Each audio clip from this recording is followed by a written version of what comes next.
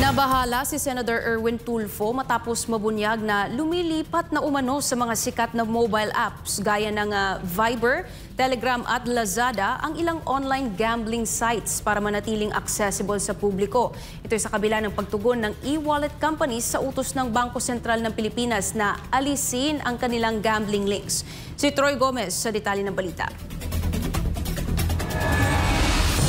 Ipinahayag ni Senator Erwin Tulfo ang kanyang pagkabahala matapos madiskubre na lumilipat na sa ibang mobile applications ang mga online gambling sites para manatiling accessible sa publiko. Pinuri ng Senador ang mga e-wallet companies sa kanilang mabilis na pagtugon sa 48 oras na ultimatum ng Bangko Sentral ng Pilipinas para alisin ang gambling links sa kanilang apps. Ngunit binigyang diin ni Tulfo na hindi dapat magtapos sa e-wallets ang aksyon dahil natuklasan niyang ginagamit na rin ng mga gambling operators ang iba pang apps gaya ng Viber, Telegram at Lazada. Kabilang sa mga halimbawa ang pagbebenta ng Bingo Plus ng voucher sa Lazada na maaari umanong gawing credits para makapagpatuloy sa online gambling. Nanindigan si Tulfo na kailangan magkaisa ang pamahalaan at pribadong sektor upang hindi tuluyang masadlak ang kabataan sa bisyo ng online gambling.